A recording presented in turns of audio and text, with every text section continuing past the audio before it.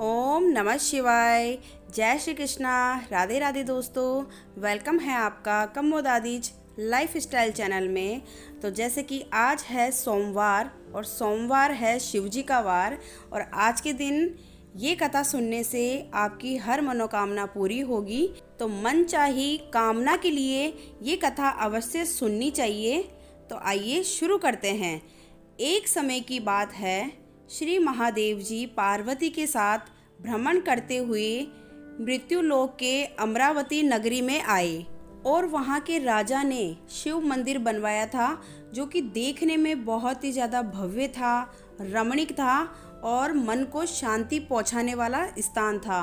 भ्रमण करते समय शिव पार्वती भी वहाँ ठहर गए, और फिर पार्वती जी ने कहा, हे नाथ, आओ आज इसी स्थान पर चौसर पासा खेले। खेल प्रारंभ हुआ। शिवजी कहने लगे, मैं ही जीतूंगा। इस प्रकार उनकी आपस में वार्तालाप होने लगी। उस समय पुजारी जी पूजा करने आए। पार्वती जी ने पूछा, पुजारी जी बताइए जीत किसकी होगी? तो पुजारी जी बोले, इस खेल में महादेव जी के समान कोई दूसरा हो ही नहीं सकता, इसलिए महादेव जी ही यह बाजी जीतेंगे। परंतु ये खेल तो उल्टा ही हो गया, और महादेव जी के जीतने के बजाय पार्वती जी की जीत हुई। अतः पार्वती जी ने पुजारी को कोढ़ी होने का श्राप दे दिया कि तूने मिथ्या भाषण किया है। अब तो पुजारी कोढ़ी हो गया।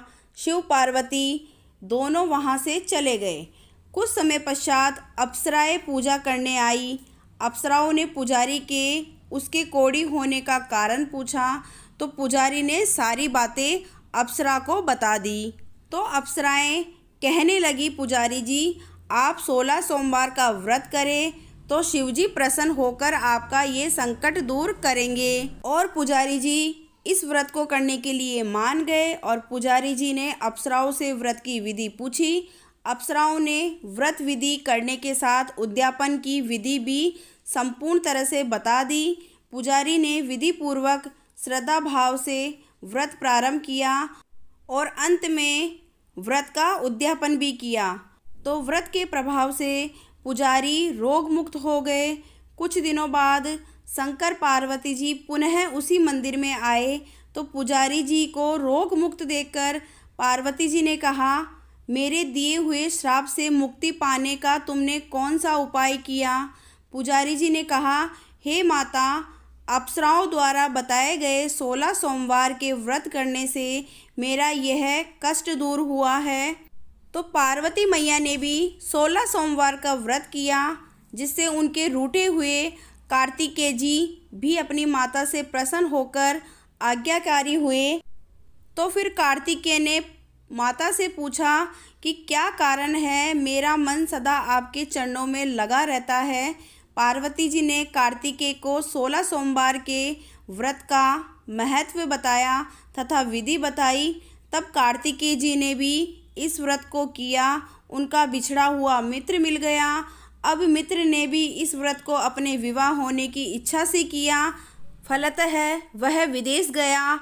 वहाँ के राजा की कन्या का स्वयंवर था। राजा ने प्रण किया था कि हथिनी जिसके व्यक्ति के गले में वरमाला डाल देगी, उसी के साथ राजकुमारी का विवाह करवाऊंगा। ये ब्राह्मण मित्र भी स्वयंवर देखने की इच्छा से वहाँ गया। एक ओर जाकर बैठ गया। हथिनी ने इसी ब्राह्मण मित्र को माला पहनाई, तो राजा ने बड़ी धूमधाम से अपनी राजकुमारी का विवाह उसके साथ कर दिया। तत्पश्चात दोनों सुखपूर्वक रहने लगे। तो एक दिन राजकन्या ने अपने ब्राह्मण पति से पूछा, हे नाथ, आपने कौन सा पुण्य किया जिससे हथिनी ने आपके ही गले में वरमाला पहनाई? तो ब्राह्मण पति ने कहा, मैंने कार्तिकेय के द्वारा बताए अनुसार 16 सोमवार का व्रत पूर्ण विधि विधान सहित श्रद्धा भक्ति से किया था, जिसके फल के कारण मुझे तुम्हारे जैसी सौभाग्यशाली पत्नी मिली। अब तो राजकन्या ने भी सत्य पुत्र प्राप्ति के लिए व्रत किया और सर्वगुण संपन्न पुत्र प्राप्त किया। बड़े होकर पुत्र ने भी राज्य प्राप्ति की कामना से 16 सोमवार का व्रत किया। राजा के देवलोक होने पर इसी ब्राह्मण कुमार को राजगद्दी मिली, फिर भी वह इस व्रत को करता रहा। एक दिन उसने अपनी पत्नी से पूजा सामग्री शिवालय ले चलने को कहा, परंतु उसने पूजा सामग्री अपनी दासियों द्वारा भिजवा दी। तब राजा ने पूजन समाप्त किया तो आकाशवाणी हुई कि हे राजा, तुम इस पत्नी को त्याग दो, नहीं तो राजपाट से हाथ धोना पड़ेगा। प्रभु की आज्ञा मानकर उसने अपनी पत्नी का त्याग कर दिया और उसे महल से बाहर निकाल दिया। तब वह अपने भाग्य को कोसती हुई एक बुढ़िया के पास गई और अपना दुखड़ा सुनाया। तब बुढ़िया को बताया कि मैंने पूजन सामग्री राजा के कहे अनुसार शिवालय में नहीं ले गई और राजा ने मुझे निकाल दिया। बुढ़िया ने कहा, तुझे मेरा काम करना पड़ेगा। उसने स्वीकार कर लिया। तब बुढ़िया ने सूत की गठरी उसके सिर पर रखी और बाजार भेज दिया।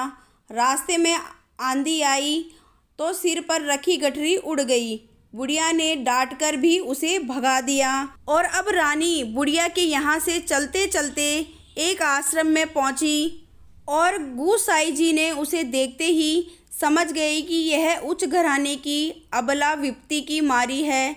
वे उसे धैर्य बांधते हुए बोले, बेटी तू मेरे आश्रम में रह, किसी प्रकार की चिंता मत कर।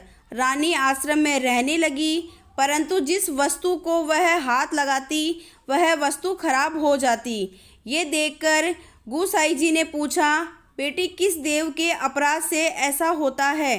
रानी ने बताया कि मैंने अपने पति की आज्ञा का उल्लंघन किया और शिवालय में पूजन के लिए नहीं गई, इससे मुझे घोर कष्ट उठाने पड़ रहे हैं। तो गुसाई जी ने शिवजी से उसके कुशल क्षेम के लिए प्रार्थना की और कहा, बेटी तुम 16 सोमवार का व्रत विधि अनुसार करो। तब रानी ने विधि पूर्वक व्रत पूर्ण किया।